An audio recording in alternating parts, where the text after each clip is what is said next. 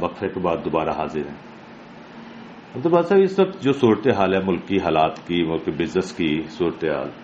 پچھلے 10 سال سے ہم دیکھ رہے ہیں کہ پولٹری کی قیمت میں وہ اضافہ نہیں ہوا جو کہ باقی چیزوں کی قیمتوں میں اضافہ ہوا،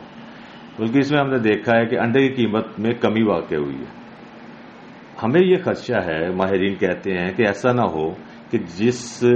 حساب سے باقی قیمتوں میں اضافہ ہو رہا ہے اس میں نہیں ہو رہا، کل کو یہ انڈسٹری بند نہ ہو جائے جس سے لاکھوں لوگوں کو روزگار ملتا ہے اور ایک نئے مسائل کا شکار ہو جائیں گے۔ اس بارے میں آپ کی رائے چاہیے۔ شکیل صاحب، آپ نے تو جو سوال کیا ہے اسی میں ہی آپ نے جواب بھی دے دیا کہ یہ بہت بڑا المیہ ہے کہ جس طرح انفلیشن بڑھ رہی ہے، کاسٹ آف پروڈکشن ہر چیز کی بڑھ رہی ہے۔ پولٹری جو ہے اس کا ایک اپنا میکنزم ہے کہ اس کی جو قیمتوں کا تعین اس کے ڈیمانڈ اینڈ سپلائی کے بیسس کے اوپر ہوتا ہے۔ میں سمجھتا ہوں کہ اس ملک میں سب سے مظلوم اگر کوئی طبقہ ہے تو وہ ہمارا کاشتکار ہے اور پھر ہمارا پولٹری فارمر ہے کہ وہ اپنی پروڈکٹ کی قیمت فروخت کا خود تعین نہیں کر سکتا۔ یہ تعین کرتی ہے ہماری market forces, demand and supply. صحیح۔ آپ دیکھیں کہ حکومت کا پچھلے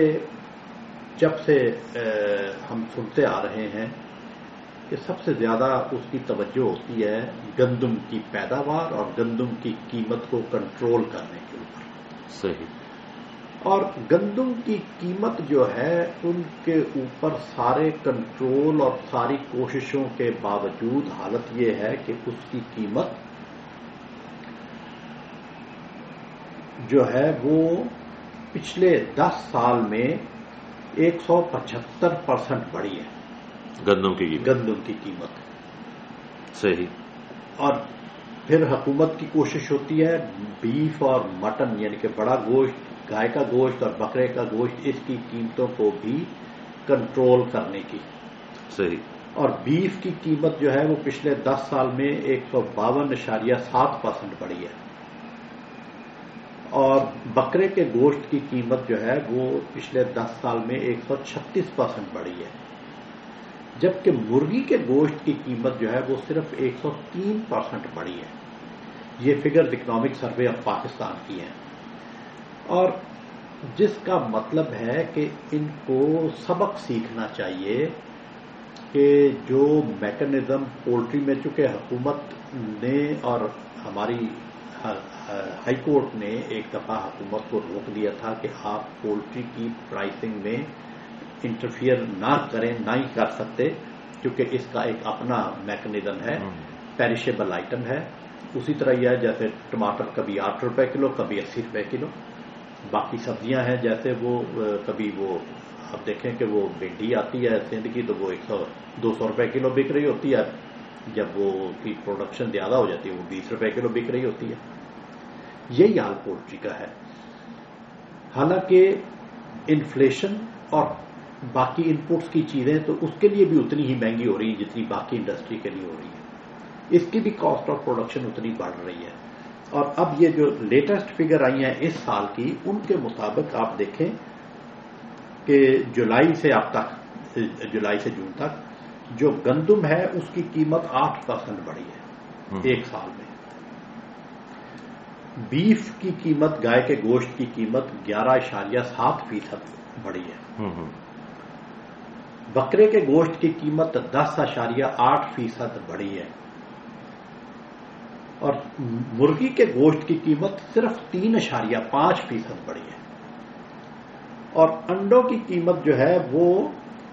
-8.4% یعنی کہ نیگیٹو میں گئی ہے، کم ہوئی ہے اس کی قیمت۔ تو کیا انڈے کی کاسٹ آف پروڈکشن کم ہوئی ہے؟ کیا مرغی کے گوشت کی کاسٹ آف پروڈکشن کم ہوئی ہے؟ بلکہ میں سمجھتا ہوں مرغی کے گوشت اور انڈے کی پیداوار میں سب سے بڑا جو کرائسس ہے وہ ہے بجلی۔ باقی تو انڈسٹری والے اگر ان کی ایک پروڈکٹ ہے وہ جنریٹر سے بجلی پیدا کر کے اگر وہ 40 روپے یونٹ کاسٹ کرتی ہے بجلی، اور ان کی پروڈکٹ کے اوپر ان کو وہ قیمت ریکور نہیں ہوتی تو وہ اپنی انڈسٹری بند کر دیتے ہیں۔ لیکن پولٹری فارمر کی صورتحال یہ ہے کہ جس وقت وہ اپنے فارم کے اندر چوزا ڈال لیتا ہے تو پھر چاہے اس کی مرغی کی قیمت کچھ بھی اس کو ملے، نقصان ہو فائدہ ہو، لیکن اس کو بجلی ہر حالت میں مرغی کو دینی ہے، ورنہ وہ ساری مرغیاں مر جائیں گی۔ اب اس کا نتیجہ کیا ہے کہ اس نے پہلے تو وہ بجلی کا کنیکشن واڈا کا لیا ہوا ہے جو کہ نہیں آتی، 20 گھنٹے کی لوڈ شیڈنگ ہو رہی ہے پنجاب میں خاص طور پہ، اور پھر اس بجلی کا سٹینڈ بائی اس نے ایک جنریٹر رکھا ہوا ہے، جب بجلی جاتی ہے تو اس کو چلاتا ہے، لیکن وہ صرف اس ایک جنریٹر کے اوپر ریلائی اس لیے نہیں کر سکتا کہ اگر وہ بھی خراب ہو جائے تو وہ تو سارے 5 منٹ میں اس کی ساری مرغیاں مر جائیں گی۔ صحیح۔ پھر اس جنریٹر کا ایک سٹینڈ بائی جنریٹر اس نے رکھا ہوا ہے۔ اب آپ دیکھیں کہ یہ جنریٹرز جو ہیں یہ ایک تو اس کی کیپٹل کاسٹ ہوئی، پھر اس کے اوپر ان جنریٹر سے جو بجلی پیدا کر رہا ہے وہ اس کو 40 روپے یونٹ کاسٹ کر رہی ہے۔ یہ اتنا بڑا ایک ہمارا وشس سائیکل میں ہم لوگ پورا ملک پھنس گیا ہے کہ ہم ان پاور پلانٹس کے پیسے نہیں دیتے کیونکہ ان کے وہ بڑے پلانٹس ہیں، وہ ان کو اگر پیسے مل جائیں اور وہ بجلی پیدا کریں تو اکانومی آف اسکیل کے تحت ان کی کاسٹ کم آئے گی،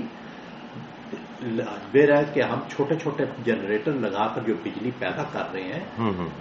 ان کے اوپر ہم زر مبادلہ جو ڈیزل آئل امپورٹ کر کے اس کو جلا رہے ہیں وہ ایک ویسٹیج ہو رہی ہے۔ صحیح۔ پلس یہ کہ اس کے ساتھ ہماری کاسٹ آف پروڈکشن ہر چیز کی بڑھ رہی ہے۔ تو یہ حکومت جو ہے مجھے اس کی یہ بات سمجھ نہیں آتی کہ بھئی 400 ارب روپیہ آپ نے ان کا دینا ہے، آپ باقی چیزوں کے لیے بینکوں سے قرضے کئی ہزار ارب لے چکے ہیں، تو یہ بھی 400 ارب نہ لیں۔ 400 ارب میں کہتا ہوں ان کو ساتھ آپ ان کو 200 ارب روپیہ ان کا ادا کریں قرضہ لے کر بینکوں سے، اور 200 ارب کا ان کے ساتھ ایک شیڈیول طے کریں، کرنٹ ان کو ساتھ کے ساتھ پے کریں تاکہ وہ سارے پلانٹ جو ہیں وہ بجلی بنانا شروع کریں، کیونکہ بہت جو خطرناک صورتحال ہے کہ اگر یہ پلانٹ مزید کچھ عرصہ بند رہتے ہیں تو پھر یہ دوبارہ چلنے کے قابل ہی نہیں رہیں گے، ان کی مشینری جو ہے وہ ختم ہو چکی ہوگی، ایکسپائر ہو چکی ہوگی، یہ دوبارہ نہیں چل سکے گی۔ صحیح۔ لہذا حکومت کو چاہیے کہ ان کو جلدی سے جلدی ان کے ساتھ معاملات کو طے کرے تاکہ یہ اپنی پروڈکشن جو ہے اس کو جاری کر سکیں، عوام کو بجلی ملے، انڈسٹری کو بجلی ملے، انڈسٹری چلے، لوگوں کو روزگار ملے، لوگ جو ہیں وہ لوٹ مار بند کریں، لوگ اپنے بچوں کا پیٹ پال سکیں۔ اس وقت تو مزدور صبح اٹھ کے بیچارہ ڈیلی ویجر جو ہے وہ جاتا ہے فیکٹری اپنی اور جا کے کرایہ خرچ کے جاتا ہے، اور وہاں جا کر اس کو پتہ لگتا ہے کہ لوڈ شیڈنگ کی وجہ سے آج فیکٹری نہیں چل رہی، لہٰذا آج اس کو دیہڑی نہیں لگے گی، اب وہ بیچارہ واپس بھی نہیں آ سکتا، اس کے پاس کرائے کے پیسے نہیں ہیں واپس آنے کے، کیونکہ اس نے وہاں سے دیہڑی لینی تھی تو کرایہ خرچ کر کے واپس آنا تھا، بچوں کے لیے روٹی لے کر آنی تھی، اب وہ بچے بھی اس کے بھوکے، سارا خاندان بھوکا، وہ خود بھوکا۔ اب آپ بتائیں کہ اس کی ذہنی کیفیت کیا ہوگی؟ یہ ہم کیوں نہیں اس کے اوپر سوچے، کیوں نہیں ہم اس کو تیزی سے عمل درآمد کرتے کہ اب یہی میں جو کہہ رہا تھا کہ مرغی والے کا بیچارے کی یہی اس کی مجبوری ہے کہ اس نے جب چوزا ڈال لیا ہے تو پھر اس نے جب تک وہ نکل نہیں جاتا بجلی اس نے اس کو ہر حالت میں پرووائڈ کرنی ہے، جس قیمت کے اوپر مرضی اس کو کاسٹ کرے۔ تو یہ ایک بڑی خطرناک صورتحال ہے کہ اس کی کاسٹ آف پروڈکشن مستقل بڑھ رہی ہے۔ مطلب باسط صاحب یہ جو صورتحال آپ نے بتائی، قطع کلامی آپ کی ہو رہی ہے، اس کا ساتھ حل بھی بتائیں کہ پولٹری والوں کا حل کیا ہے؟ اتنا رسکی کاروبار ہے کہ ایک مخصوص پیریڈ کے بعد وہ اپنا مال رکھ بھی نہیں سکتے، اور مڈل مین ان کو ڈسٹرب کر رہا ہے۔ نہیں، میں بتا رہا ہوں کہ میں یہ اس کا چونکہ ڈیمانڈ اینڈ سپلائی کے اوپر اس کی قیمت کا تعین ہوتا ہے۔ صحیح۔ تو حکومت کو ایک تو یہ میں نے جیسے یہ آپ کو فگرز بتائی ہیں نا، ان کو پولٹری سے سبق لینا چاہیے کہ بھئی پولٹری میں صرف حکومت کی چونکہ قیمتوں کے تعین میں مداخلت نہیں ہے، لہذا اس کی جو قیمت ہے یہ سب سے کم بڑھی ہے۔ یہی ان کو رول ماڈل اپنا کر باقی چیزوں کے اوپر بھی اس کو اپلائی کرنا چاہیے تاکہ لوگوں کو سستی چیزیں جو ہے وہ میسر ہو جائیں۔ اور پھر دوسرا یہ کہ حکومت کا جو اس وقت سوچنے کا مقام ہے وہ یہ ہے